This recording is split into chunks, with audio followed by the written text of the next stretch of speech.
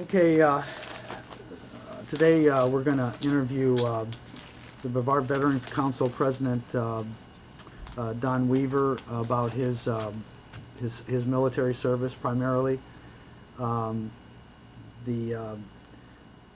name is Paul Julian. I'm part of the Veterans Memorial Center Veterans History Project team. I'm here with Joe Davey, and he's also a fellow team member. And so I'd like to start with, and we're doing the interview at the Veterans Memorial Center in the library. And so I'd like to start with Donn, some biographical details with Donn. Where were you born? Well, thank you, Paul, for doing this, and thank you, Joe. It's the 24th of July, 2020, and it's taken me too long to do this. So I'm very delighted that we've come to do this. I was actually born in Massachusetts. Both my parents were teenagers when I was born. My dad was a battleship engineer and had just joined the submarine service. Was a high school dropout. So it was a 10th grade dropout. I was born in Boston. My mom and dad at night, they were 19. And I was born when, actually my mom was still 19, my dad was 20. Actually, I started serving in the military, the Navy, within 3.5 years, because my dad was recalled for the Korean War. And we were assigned to Key West, Florida. So at 4 years old, I'm in Key West while my dad's recalled for the Korean War. He never ended up serving. I'll tell you more about him later. But because of the GI Bill, he ended up going back to college, got an engineering degree from Tufts University in Massachusetts, and finally retired in 1989 as a senior space engineer who was responsible for Rockwell, North American and Rockwell, Apollo, S2 second stage of the Saturn V, then Apollo, then the first 12 space shuttle missions. He also worked on the Navajo. So I came to Florida again in the early 50s and lived here for 3 years while he worked on the Navajo missile. So I was very fortunate to have been born to a veteran who, because of the GI Bill, got his degree and ended up finishing high school in a Bachelor of Science from Tufts and Director of Launch Operations for Rockwell for the first 12 space shuttles. He retired in California and died only 2 years ago at the age of 92 and is buried at Arlington Cemetery, a story we'll get back to later. While growing up, my sister and I, Becky Zingarelli now, Becky Weaver, she was 6 years younger than me. We grew up all over the country because in those days of the space program, the contractors would design everything in California, which had all the companies, and then come to Florida to launch all the different vehicles. So we grew up, 2 or 3 years, moved all the time, back and forth, all the way until I ended up going to college.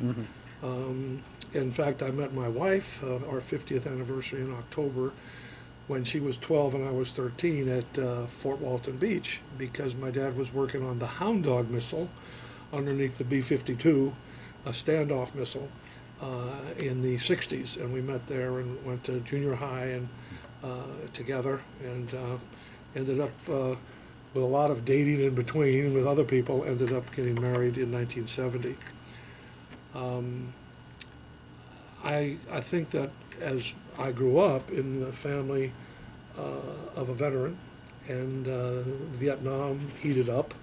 As I went off to college, I made the decision, I had a football scholarship, so I made the decision to go off to college and then enlist later. I never thought about being drafted because I had a college deferment, but I knew that that was an obligation. So I attended UCLA. On a side note, I had a full football scholarship to Stanford. That was probably one of those youthful mistakes that I made, but both are good schools, so I got a good education. But I think, especially in those days, Stanford was a kind of fun football instead of at the level it is today. But I ended up with a good, solid degree out of UCLA and enlisted in the Army in the Officers Candidate program out of college. I was drafted. This is an interesting story for my great-grandchildren that'll someday see this.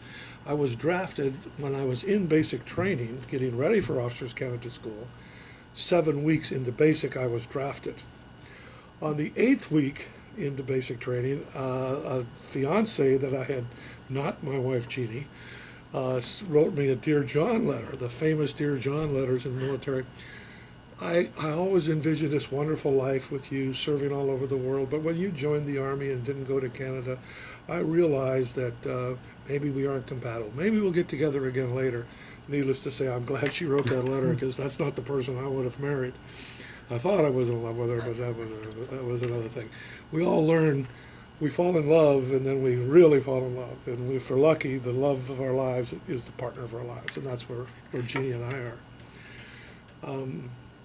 So that was a backdrop of where I was through college in that kind of a family. I was very proud of my sister, by the way, who ended up doing huge things for 4 years to help us build the museum and everything else.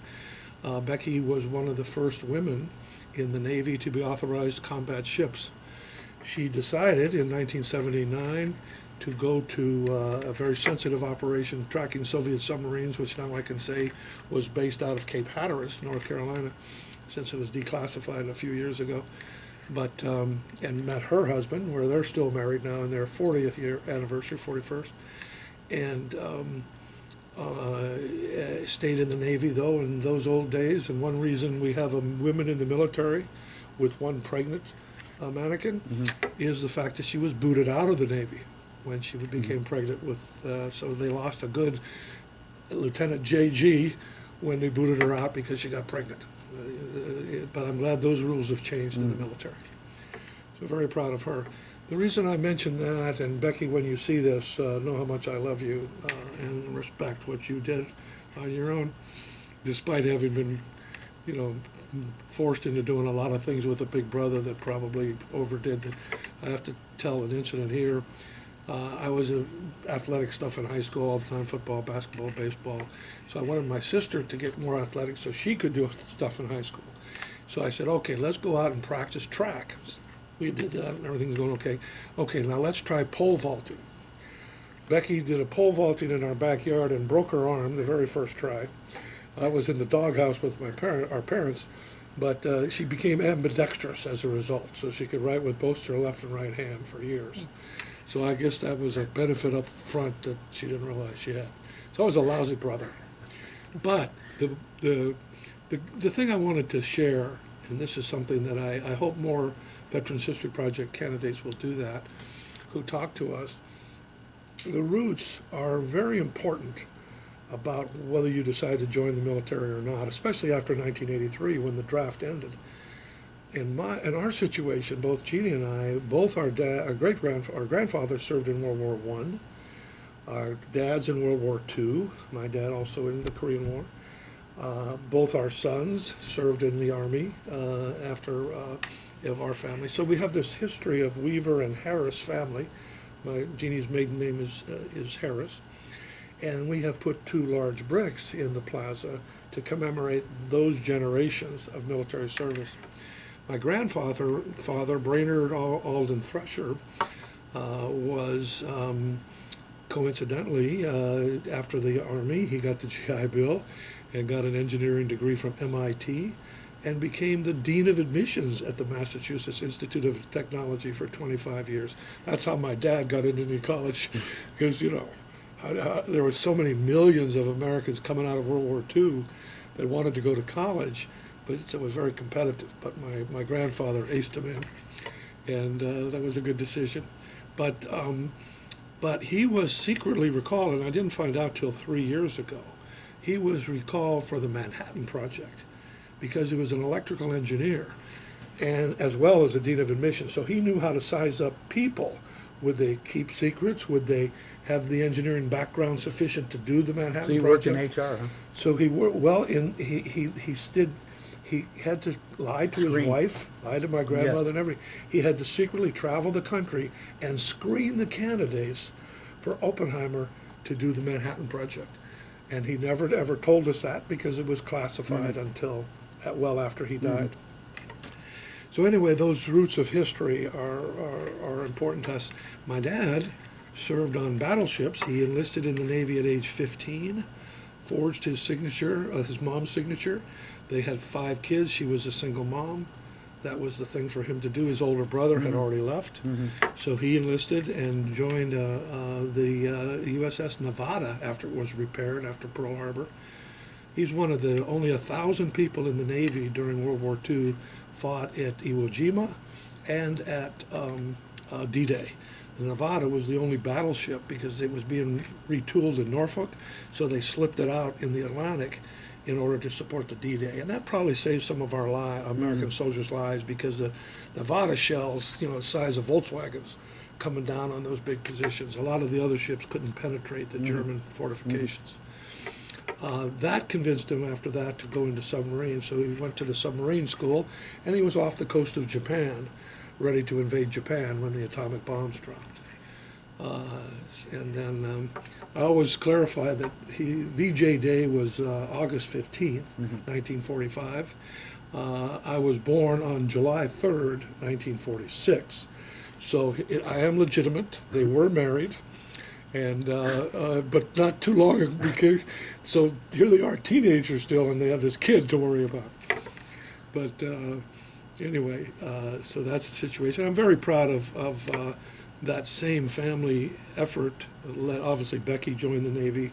No reason for her to join other than patriotism, and wanted to do something special with her life after she finished college at American University. And then our sons, Glenn and Todd.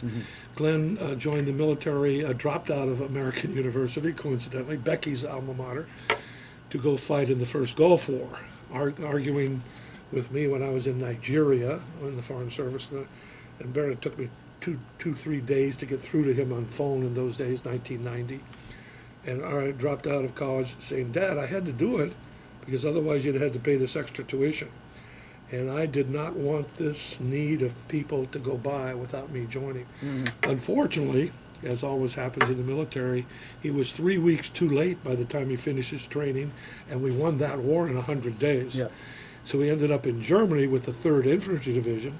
That's the division that did the Hail Mary play that won the day and kept the war very short, Schwarzkopf's guys. And so he ended up for 3 years.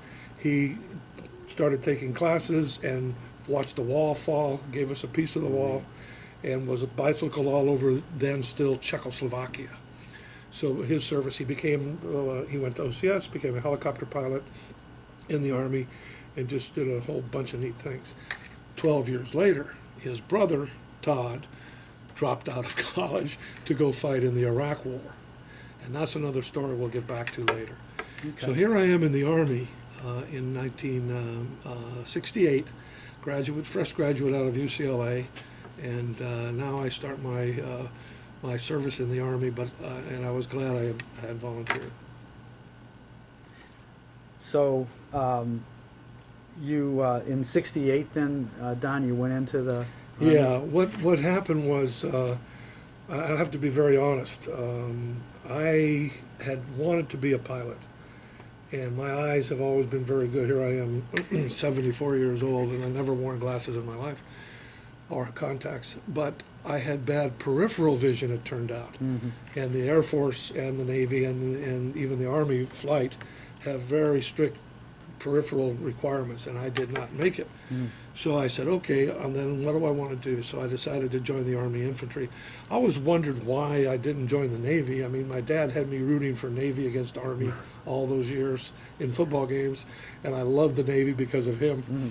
But I just somehow said, okay, I'm going to do the Army. But they, because of college graduate, I was able to get the Officers Candidate School program. So I went to OCS. This is the OCS symbol. Officers Candidate School, Fort Benning, Georgia. They call it Benning School for Boys. Now it's girls and boys. But that was a 6-month program after 6 months of basic and advanced training. So I was an enlisted soldier for a year. That really helps an officer understand how better to lead. So when I was doing everything from low crawling to push-ups to yes, sir, to the captains and lieutenants, and yes, first sergeant. and doing everything possible to understand. Out of that infantry school, graduated, and you have a patch that's called Follow Me. If you go back to the Band of Brothers and others in World War II, the 101st Airborne, the infantry has had a motto that people don't remember. It's called Follow Me, the infantry officers. And so that's the motto of the infantry officer school in Fort Benning, Georgia. And we just got a wonderful invitation from them to come for a 9/11 ceremony. Unfortunately, we're going to be busy here, but I promised them next year I would go back to the infantry school and be part of a 9/11 ceremony, because it was the infantry, the Marines, and obviously Air Force and Navy as well responded after 9/11 to so much that happened because of those attacks. After I graduated from Officers Candidate School, and this is something that's come up in a lot of Veterans History Project, I began to say, here I was 22 at this point, and I said, I haven't even seen a girl within a year. I am going overseas. I had orders for Korea and Vietnam as infantry. So I said, well, let me have a nice 2-week break in Florida. And sure enough, Jeannie was finishing up her senior year at Florida Atlantic University, so I bugged her mother till I got her to have Jeannie come up so I could see her. And coincidentally, since both our dads were in the blockhouse that day, on July 16th, 2019,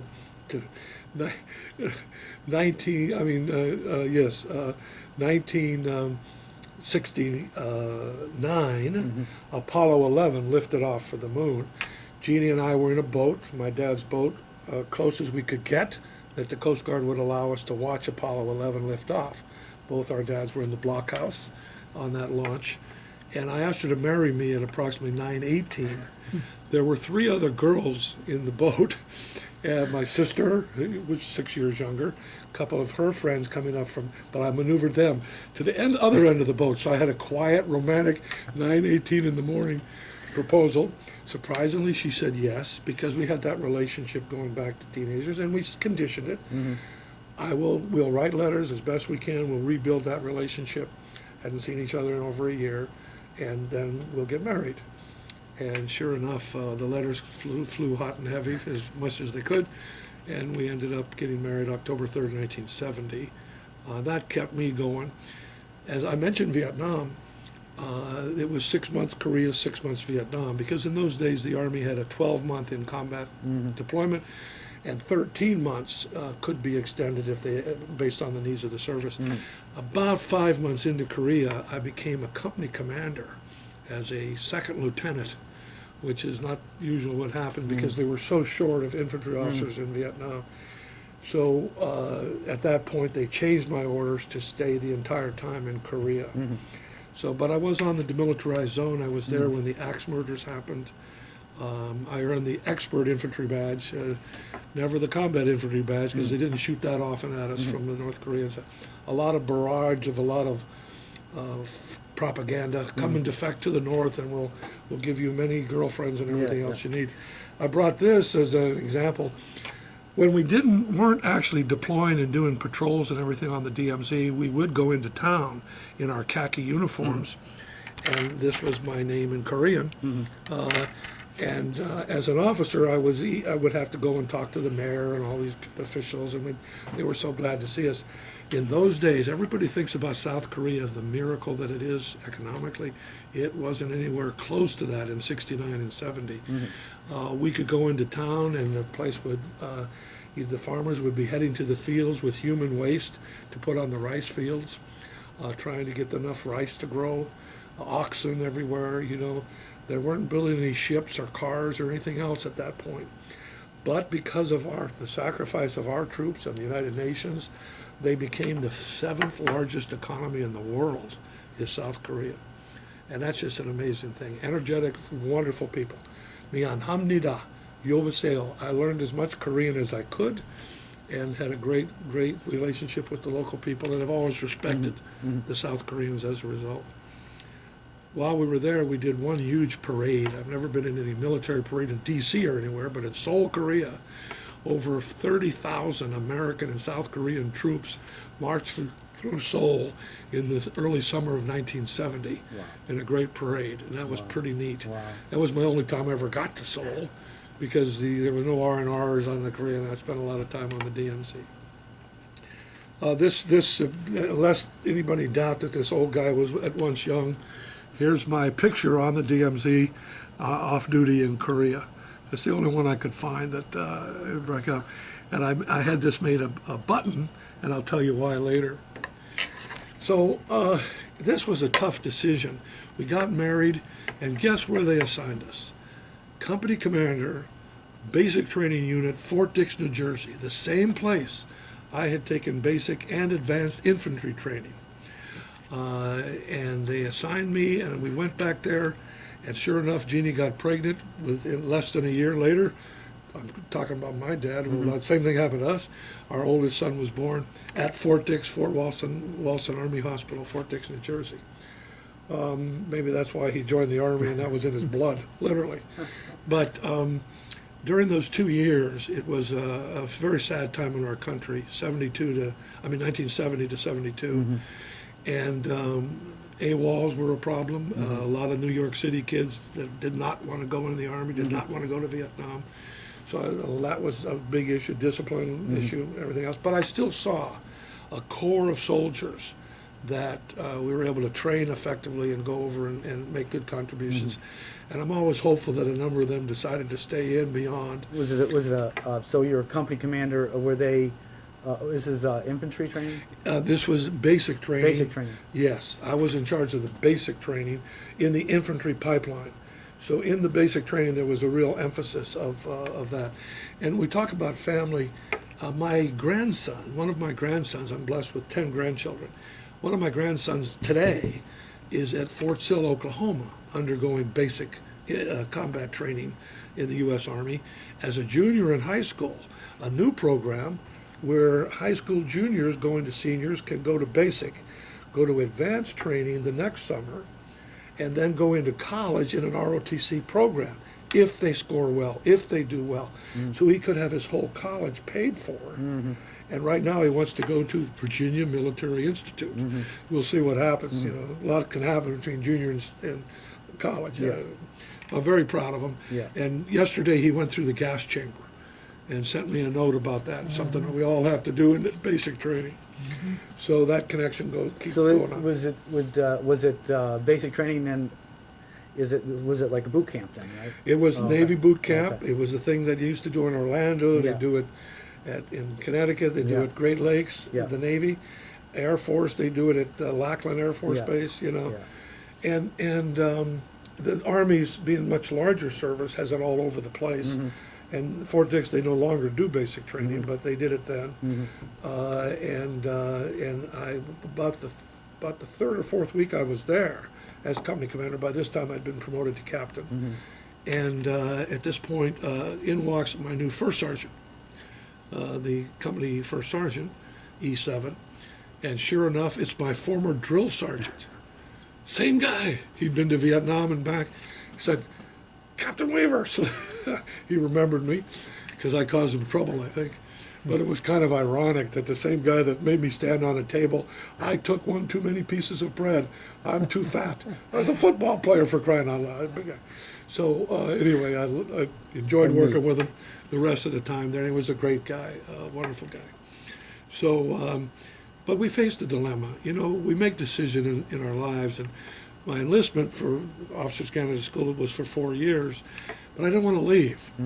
But I decided at that point I wanted to do an ambition that had been with me since high school, which was to join the Foreign Service. Well, the Army has its Foreign Service, the attaché program, the Defense Attaché program. So I got information about that, and then we got a notice about 2 months before my enlistment was up. We got a notice that said the United States Army intended to rift over 2,000 captains. They did the same thing 4 years ago in Afghanistan. 1,000 captains serving in the field in Afghanistan were exited the Army in a combat zone. What year was this? This was, for me, this was 72. 72. For the Army last year, it was 2016 or 17. No comment about who was president during that time. The bottom line is the Army lost the most quality, because if you're a captain, what do you want to do? You want to keep going in the service, but you don't have any seniority. You can't. There's a long way to 20 years. If you're an E6, the same thing. Right. You want to stay in enlisted service, and they were also riffed.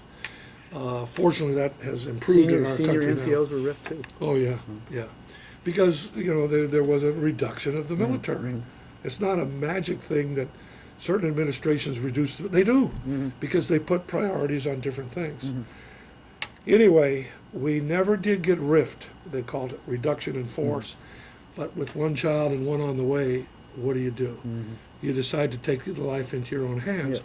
And with my dad as an example, my grandfather as an example, we left the Army in August of 1972, and with one child and one on the way, went to Tallahassee, Florida, in graduate school in one of only 4 schools then in the entire country that offered a master's and doctorate degree in international affairs. Now there's a lot more. But so I went to Florida State, and for 2 years I got an all but dissertation doctorate degree. Never did finish the dissertation. You always get too busy, to do that. It doesn't matter to me that I wasn't a PhD. What matters to me that I had the education.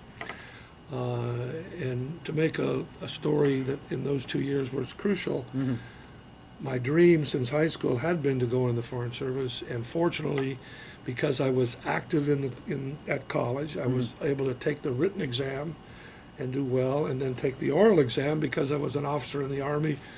One of these old State Department people, I'm going to do okay with them.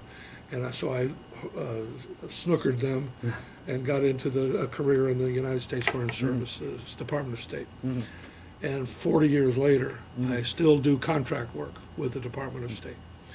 Now also the Department of Defense to help the military. Don, if we could just pause for just a second. Sure. And before we go into your life after the service, Yes. what was as far as what was the hardest part of military life? Well, first of all, having Jeannie 7,000 miles away for a year with only letters. There was no email or anything else in those days. With only letters in between, that was tough because, and honey, if you're listening to that, oh, I shouldn't have said that on the camera. Jeannie, if you're listening to this, remember that my commitment was complete when you said yes as Apollo 11 lifted off. My commitment was complete there, and this was the hardest part of what I did. But I'm going to tell you, it was very difficult, and especially in the winter with the Manchurian winds coming down, temperatures unbelievable. We talked a little bit earlier about that cold weather gear. Trying to keep, as a lieutenant, trying to keep a patrol awake and alert all night long with the Claymore mines aimed and everything else in the middle of this DMZ. By the way, I found out 3 years ago they sprayed Agent Orange those years all over the DMZ. So the DAV says I should get a interview so I can get potentially, if something goes wrong with me, that may be caused by that. Who knows? But anyway, I was getting sprayed by Agent Orange for 13 months. So getting those guys to stay awake, to stay alert, because if the Koreans attacked like they had killed the guys with axes, they used their own axes because the guys got so lazy, 20, 15, 19 years after 18 years after the war ended, they got so lazy in the DMZ, nobody's going to attack. Well, the North Koreans did. They killed 6 people with their own axes, and not one American. There was no machine gun nest looking over their shoulders, no gun jeep, and so the Koreans just came and killed them and left, took their axes and all their clothes and everything with them. And they couldn't even defend themselves because they didn't even bring weapons out there. They were told to go clear a field of fire area in the DMZ, and sadly were killed. I cannot imagine being a parent of one of those guys and say, that's how my son died, because of some commander not making the rules, even though boredom can sometimes set in. That's been true, and was true for Washington's army. They didn't have that many battles. There were months between battles. Yeah. But you had to keep training. You had to keep sharp. So is that a hard part as far as you being a leader? Part, yeah. If you're, So keep them alive, keep them alert, and keep them motivated to do our job on the DMZ. There were 3 types of combat duty on the DMZ. Patrols, okay, and then guarding the fence. There was a real wall in Korea, unlike the United States still being working on that, that we had to patrol on foot and by jeep with dogs to make sure there was no tunneling under or penetration of the wall, of wire wall. And then there were the combat training operations that we would do in South Korean territory that would mimic what we would have to do inside the DMZ. So you had 3 months of rotational duty on those 3 different things. Don, was there ever any, at that area, by the DMZ, was there ever any incidents where some of the North Koreans try to come over? There were a number of defectors. Not my unit didn't handle any defectors, but a number of others did. I did serve, a couple of my units served, platoons, served temporary duty at Panmunjom, which was fascinating at the different things that happened there in the, the joint North Korea, South Korea, U.S., UN place, and made famous when different times of history. Yeah. There were I told you about the barrages of propaganda balloons and everything else. Loudspeakers. Wake up in the early morning. You know, some American troops now complain of loudspeakers in the Islamic world and blasting out Islamic things. Well, in North Korean, in the Korean, sound like a beautiful woman doing the talking. That's what they always did. And she would come on. You could visualize this beautiful woman. You Americans, you are wonderful people, but you do not realize this would start about 5 o'clock every morning. Giant loudspeakers in the DMZ. Your country is evil, and if you come to us, we'll give you $1 million. And many women, and this is North Korea still today. There was Don, wasn't there? I don't know if it was during the Korean War or after. Isn't there been people? There has been not many, but an example or 2 of people going from our side over there. Yes, yeah. And this was particularly true during the Vietnam era. Okay. There were a couple of people that were so angry about Vietnam and everything else that ended up there. I don't know of any that penetrated the DMZ and abandoned their post, because we always operate, as you know, with the buddy roll. Yeah. You'd have to have 2 guys in a foxhole that decided to go, and there would face danger of being shot on both sides. So I don't think that, but what they would do is they would make contact with people and get boats or something to go into North Korea. I don't know that we ever had a good count on those numbers, but there probably still are a couple of, well, they're probably not alive anymore, but there may be still a couple there.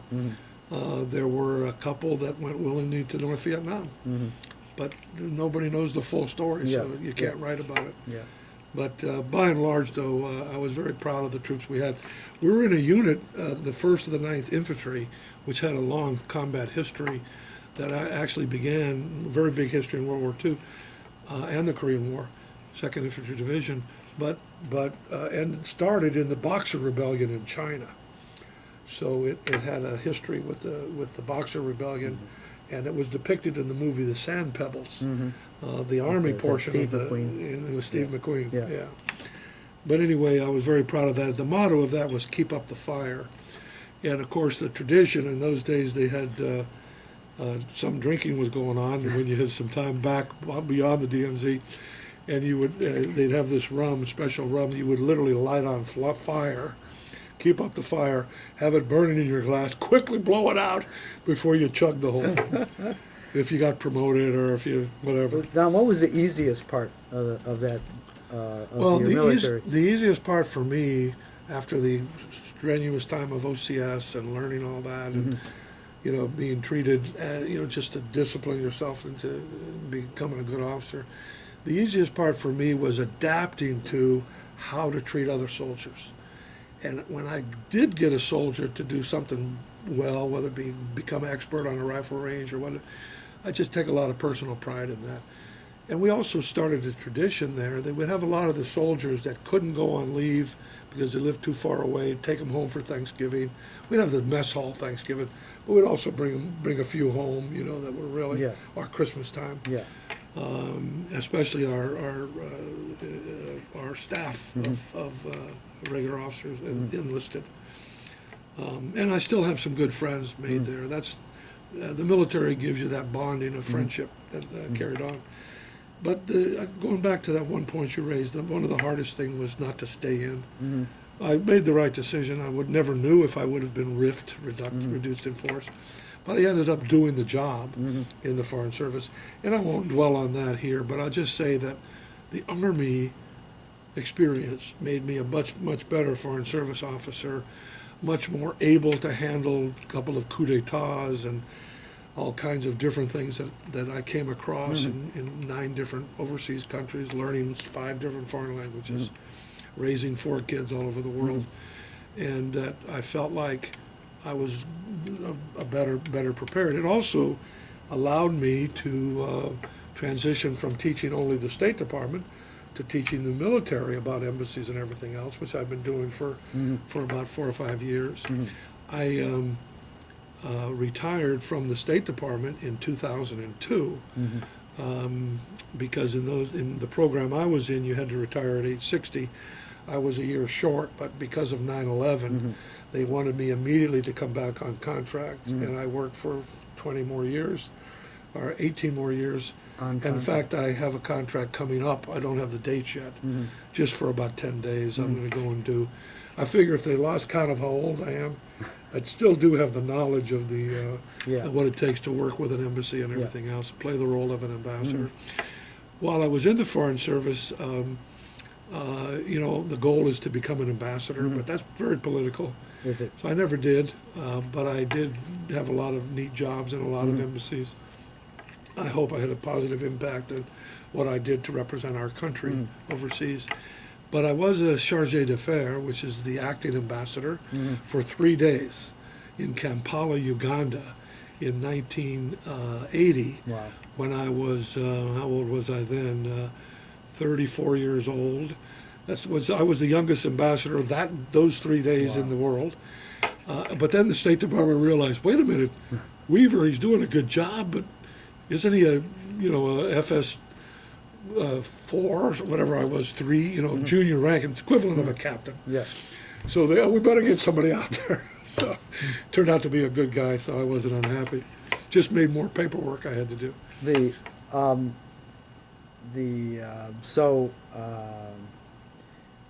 This generally, so then you said that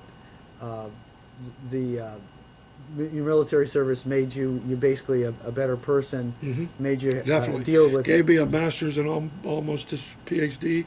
I still had to work odd jobs because the GI Bill doesn't pay everything. Yeah. And we had kids we had to raise and everything.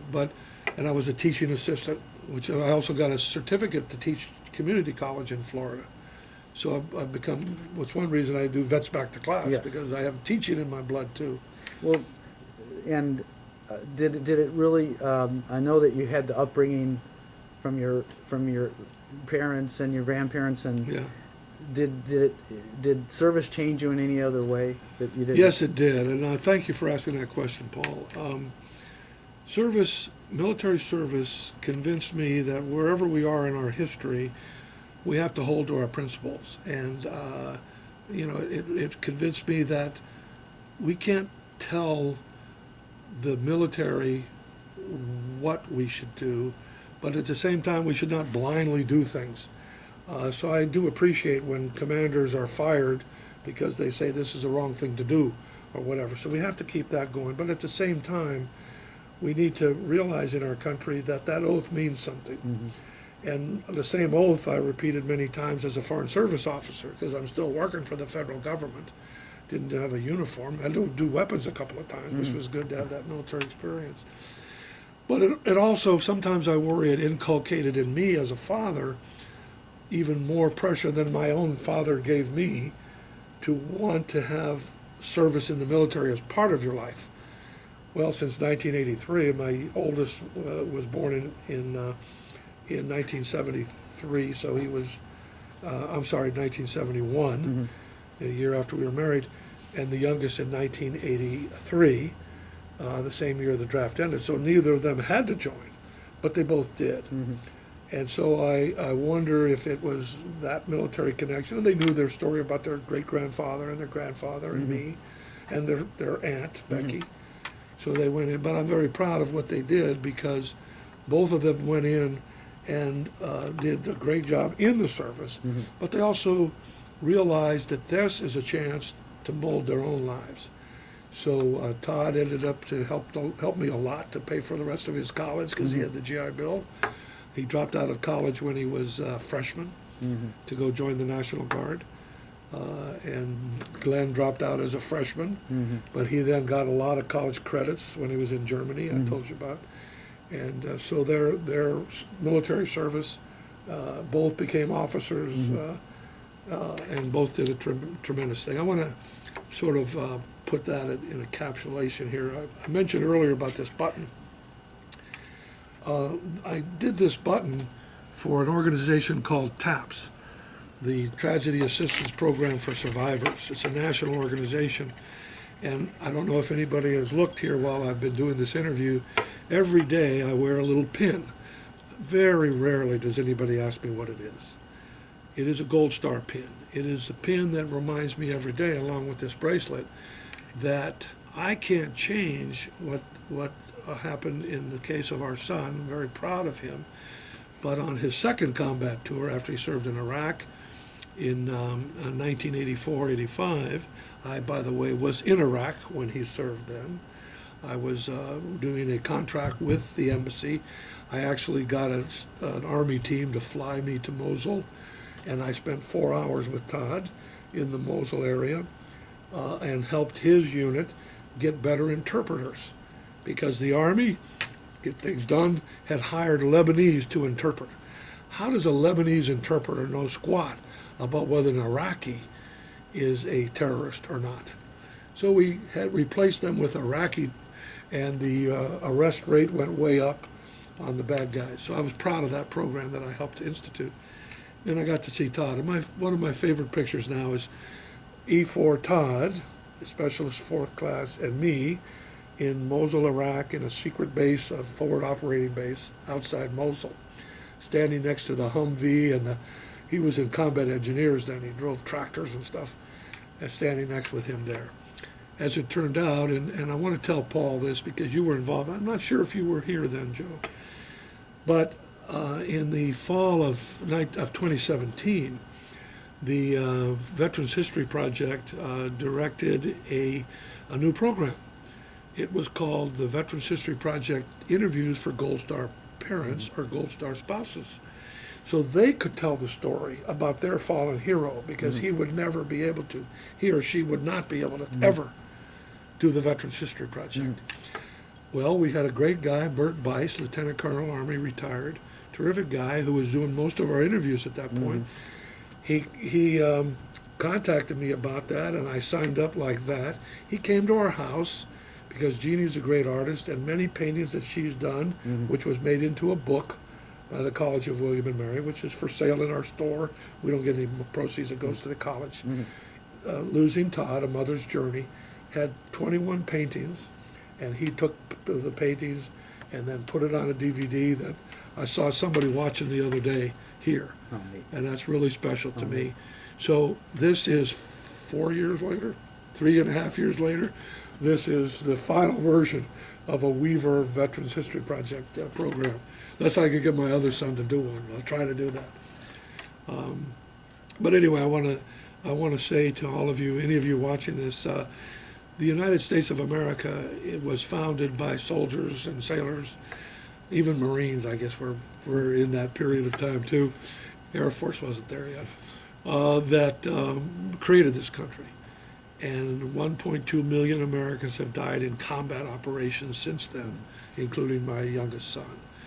And that is, to me, the commitment we owe as good citizens to remember that sacrifice. So it's an honor for me as a veteran to be able to be active in the Veterans Memorial Center.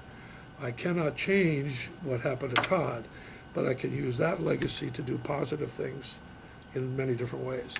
So once I retired, and we moved full-time to Cocoa Beach in 2013, I started overdoing it and joined a bunch of organizations. But to me, it gives me purpose, it gives me focus, and a great deal of joy to help other people and to work with people like you. So to Jeannie, to Adriana, to Christina, to Glenn, and all you grandchildren and all the great-grandchildren, I hope one day will watch this in some technological form. Just say that without you, without understanding our country, and without realizing that part of the reason we go to the fight or enlist in the first place is our family.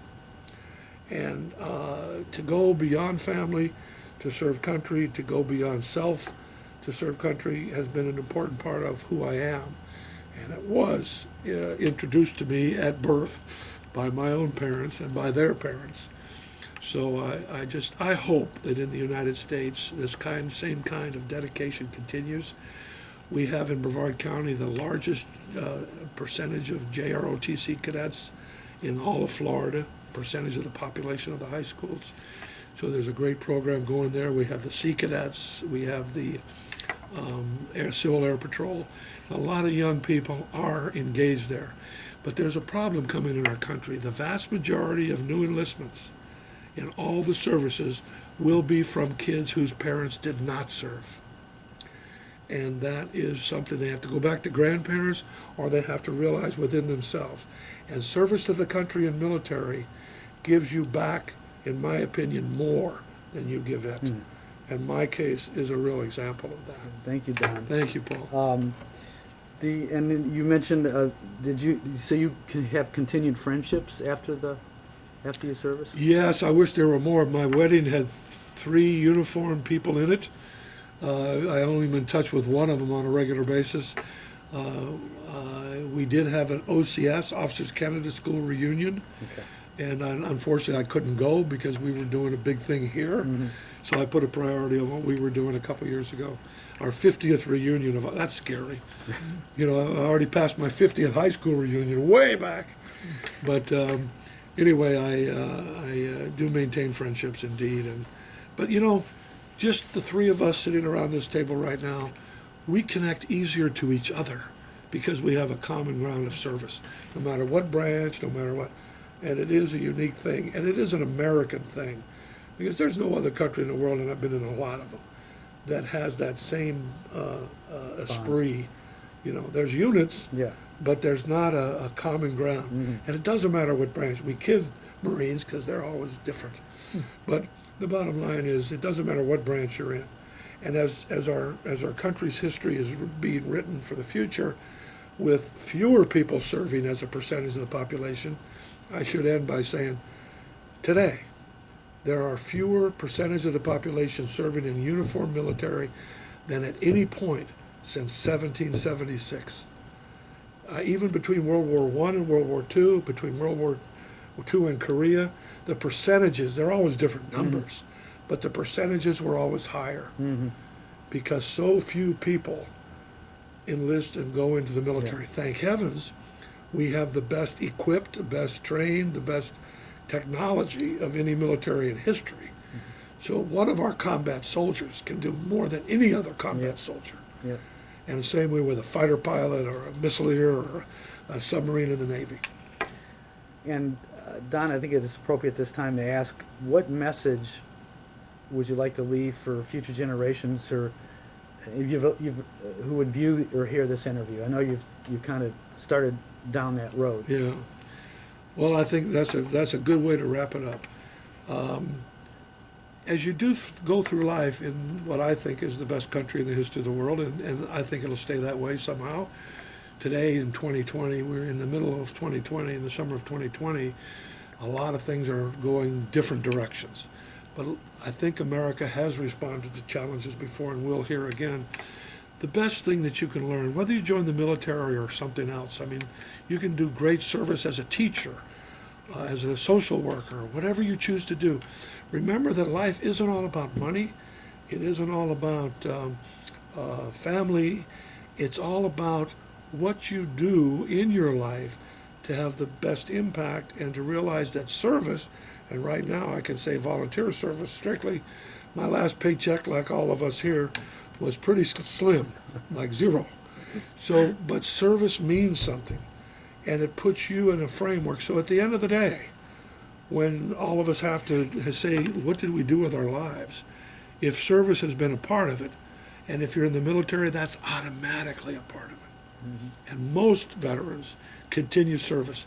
The Military Officers Association of America has a motto, and I write it wherever I can: never stop serving. And that's my message to anybody watching this. Choose how you serve, but remember, America or any country is a better country when people help other people. Service. And with that, Don, is there anything else that you could think of that you'd want to add to the interview? Just thank you. Thank you for anybody who watched the whole thing. And I appreciate very much that we did this, and that it's now will be part of our collection. It means a lot to me. Thank you both very much. Thank you, Don.